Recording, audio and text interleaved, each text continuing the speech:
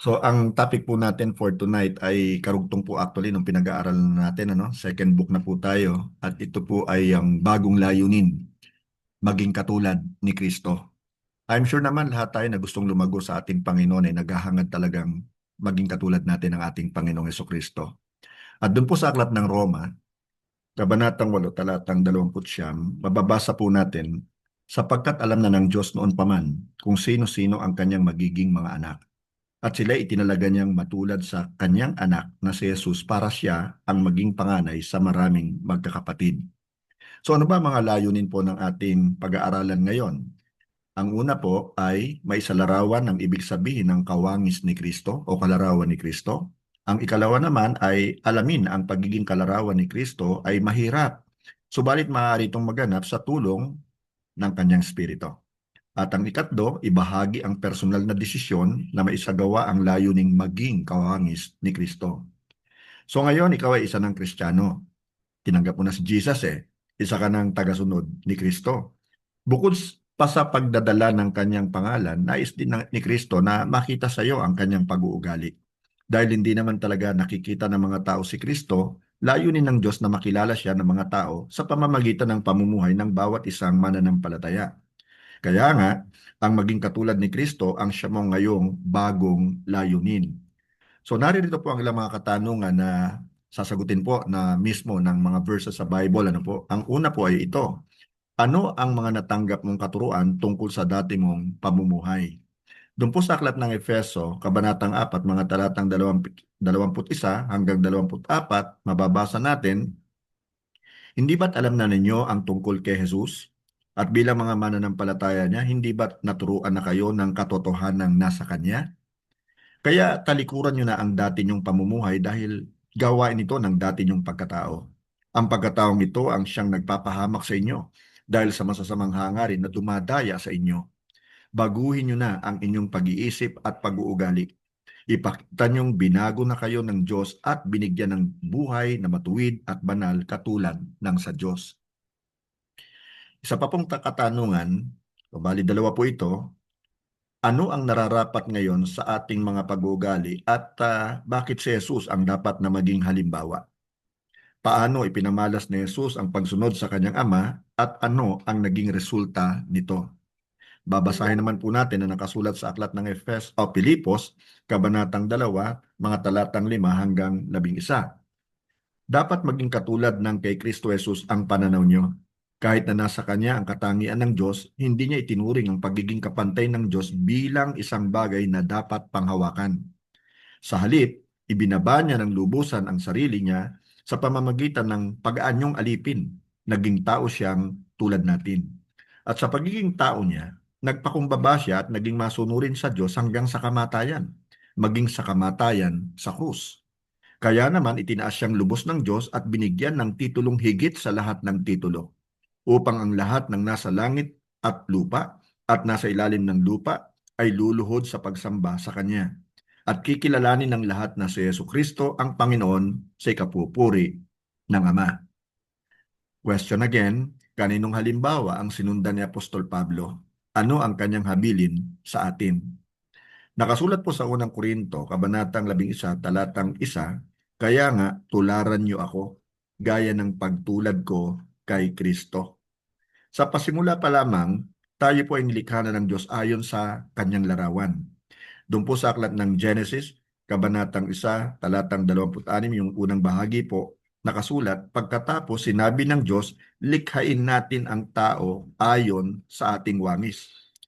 So ang pagiging kawangis na ito ay hindi po pisikal. Ito po ay espiritual. Ito rin po ay intelektual na pagkakahawig. Maari tayong mag-isip, mga tuwiran at gumawa ng solusyon sa ating suliranin. Dahil ito rin ay pagkakahawig na sosyal, may kakayahan tayong umibig at nais din tumanggap ng pag-ibig. Higit pa po rito, higit sa lahat, ito rin ay moral na pagkakahawig, gaya ng pag-alam natin ng tama sa mali. Subalit, nang dahil po sa kasalanan, nasira ang larawan ng Diyos sa atin. Ganun pa man, naparito po si Jesus upang mapanumbalik ang nasirang larawang ito. Kaya't ang sino man pong nagsasabi na siya ay naniniwala kay Jesus ay dapat na makitaan ng wangis ng Diyos. Subalit, ano ang nakapaloob sa wangis na ito ni Kristo at paano kaya natin ito maaabot? Hindi ba sadyang napakataas ng adhikain na ito upang ating may sakatuparan? Ganun pa man, ang maging kalarawan ni Jesus ang siyang dapat na maging adhikain ng lahat ng Kristiyano. Ito ay magiging posible lamang kung tayo ay makikipagtulungan sa Diyos, yamang ito ang siyang gawain ng banal na Espiritu sa ating mga naniniwala sa Kanya. Ang ibig sabihin po ng pagiging kawangis ni Kristo o Christ-likeness ay pagiging katulad ni Kristo. Ang bago pong adhikaing ito ang magbibigay hamon sa atin upang tularan siya hanggang sa tayo ay maging kalarawan niya. Bagamat ito po'y panghabang buhay na adhikain, dapat tayong mamuhay sa araw-araw. Sa hangarin pong maisalamin natin si Kristo sa ating pananalita, sa ating pag-iisip, at syempre sa ating mga gawa. So tingnan po natin yung pagkakaroon na malinis na kaisipan. Sa Pilipos, Kabanatang 4, Talatang 8, nakasulat po, bukod dyan mga kapatid, ang sabi ni Pablo sa mga Kristiyano sa Filipos, lagi niyong isaisip ang mga bagay na mabuti at kapuri-puri, mga bagay na totoo, marangal, matuwid, malinis, maganda at kanais-nais. At doon naman sa aklat po ng Roma, Kabanatang 12, Talatang 2, atin naman pong mababasa, ang sabi ni Pablo, doon po sa mga Kristiyano sa Roma, huwag niyong tularan ang mga pag-uugali ng mga tao sa mundong ito. Hayaan niyong baguhin kayo ng Diyos sa pamamagitan ng pagbabago ng inyong mga isip para malaman niyo ang kalooban ng Diyos kung ano ang mabuti, ganap at kalugod-lugod sa kanyang paningin. Ang dapat maging laman ng ating pag-iisip ay mga bagay na makapagpapasaya sa Diyos. Mangyayari lamang po ito kung nabago na ang ating mga kaisipan. Noong una ay nasanay ang ating isipan na sundin ang mga ninanasa ng ating sarili. Ngunit ngayon, dapat naman nating sanayin ang ating isipan na sumunod sa mga sinasabi ng salita ng Diyos. Sa oras na sumagi ang masasamang bagay sa ating isipan, kailangan agad natin pong itong palitan ng malinis na bagay. Sapagkat sinasabi po ng Biblia na dapat nating ituon ang ating pag-iisip sa mga bagay na makatotohanan, mga bagay na karapat-dapat, tama, banal, kaaya-aya at kahanga-hanga. Kinakailangang hilingin natin lagi sa Holy Spirit na linisin ang ating pag-iisip. Ikalawa po, malinis na puso. Sa Kawikaan, Kabanatang 4, Talatang 23, mababasa po natin, ang puso mo'y ingatang mabuti at alagaan, pagkat yan ang siyang bukal ng buhay mong tinataglay. At sa Awit, Kabanatang 141, Talatang 4, nakasulat naman, ilayo niyo ako sa gawaing masama at sa mga taong gumagawa nito. Ilayo niyo rin ako sa kanilang mga handaan upang huwag makisalo. Ang pagnanasa po ay tulad ng isang nag-aalab na damdamin na siyang nagdidikta sa atin pong mga ikinikilos. Kung mayroong nais makuha ang isang tao, ginagawa niyang lahat upang mapasa kanya ang mga ito. Halimbawa po, kung ikaw ay nauuhaw, gagawa ka ng paraan upang makainom. Ito po ay sadyang mahalaga sa atin at sa ating mga ginagawa. Simpleng halimbawa lang po yan. Subalit marami po sa ating mga nasa ang hindi po nakakalugod sa Diyos dahil sa tayo ay nasanay na sundin ang ating nais kahit ito'y labag sa kanyang kagustuhan. Ngayong sinasabi nating tayo ay mga tagasunod ni Kristo, kailangan po nating isuko sa Kanya maging ang pinakanais ng ating sarili kung ito naman ay hindi kinalulugdan ng Diyos. Kailangan na po nating isurrender yan. Ikatlo po, katanggap-tanggap na pananalita. Sa aklat po ng awit, Kabanatang 11, Talatang 14, mababasa po natin, sana'y maging kalugod-lugod sa inyo, Panginoon, ang aking iniisip at sinasabi, kayo ang aking bato na kanlungan at tagapagligtas. Ang salita ay naghahayag ng iyong iniisip at nararamdaman. So, lahat po ay nagsisimula sa atin pong iniisip. Okay? At dyan po dumadaloy na ang ating mga sinasabi. Sinasambit po nito ang nilalaman ng isipan at puso. Nung ikaw ay makasalanan pa, natural lamang sa iyo na magmura at makapanakit ng damdamin ng iyong kapwa. Subalit ngayon na ikaw ay Kristiyano na, ang nararapat na lumabas sa iyong bibig ay mga salitang nakakabuti at nagbibigay lakas sa kapwa. Ikaapat po, maka-Diyos na gawain. Sa aklat po ng Roma, Kabanatang 13, mga talatang 12 hanggang 14, mababasa po natin, mag-uumaga na. Kaya iwanan na natin ang mga gawain ng kadiliman at isuot na ang kabutihan bilang panlaban nating mga nasa liwanag. At sa mga karugtong po ng mga talata, verse 13, mamuhay tayo ng marangal dahil tayo ay nasa liwanag na. Huwag nating gawin ang paglalasing, magugulong kasiyahan, sexual na imoralidad, kalaswaan, ang pag-aaway at inggitan. Sa halip, paghariin nyo sa inyong buhay ang Panginoong Hesukristo at huwag niyong pagbigyan ang inyong makamundong pagnanasa. Ang iyong desisyon na maabot ang larawan ni Kristo ay makakaapekto sa lahat ng aspeto ng iyong pamumuhay. Kaya dapat mong isuko sa Diyos ang mga masasamang kinasanayan mo nung ikaw ay lumalakad pa sa kasalanan, nung ikaw ay wala pa sa Kanya.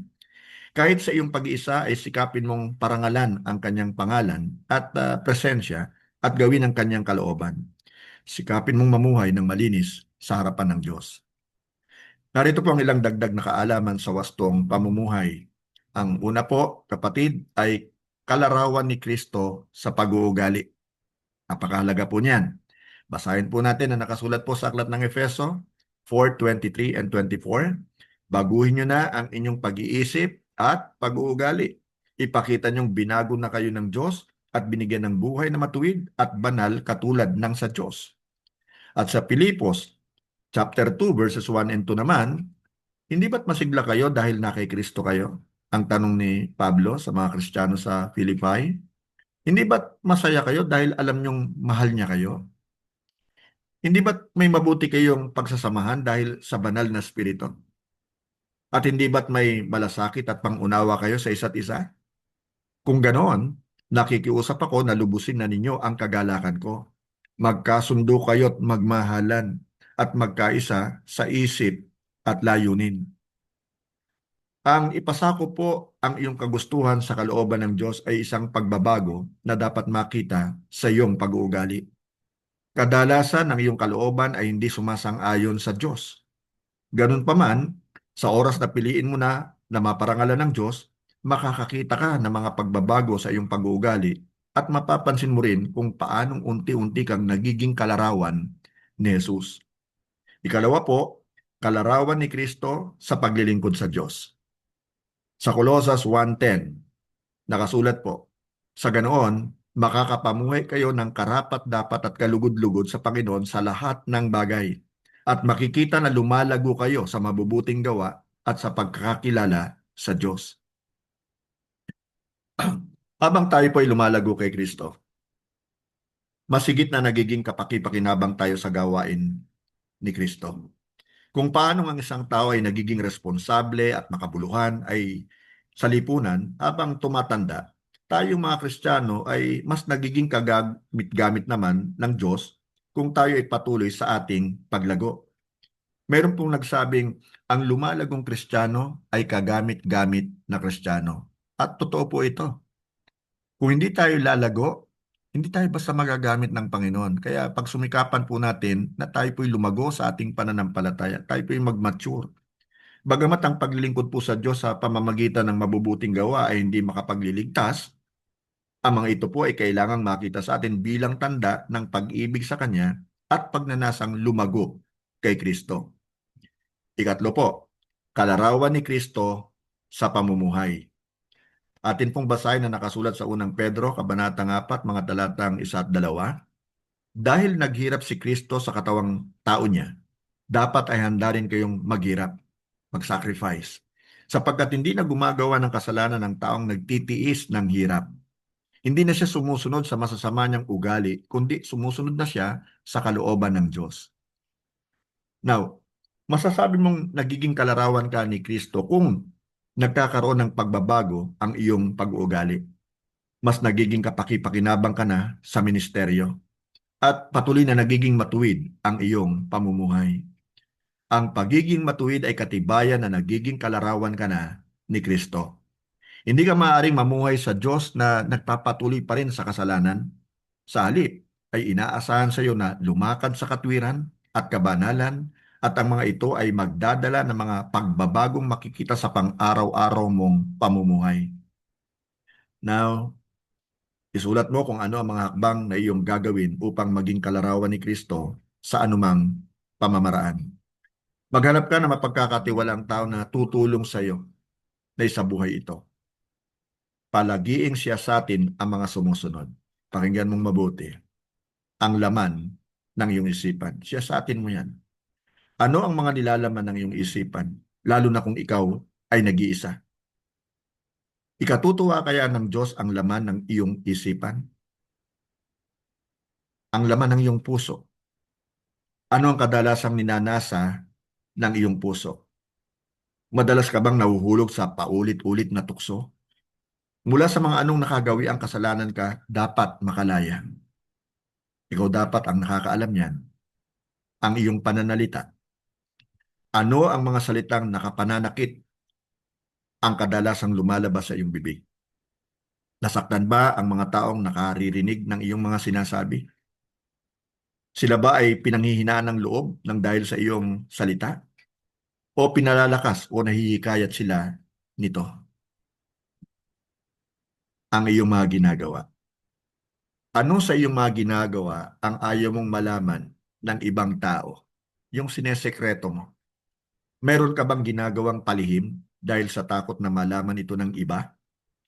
Paano ka mamumuhay na maka-Diyos kahit ikaw ay nag-iisa? Maaaring may makita kang kahinaan sa iyong sarili habang sinasagot mo ang mga katanungan ito.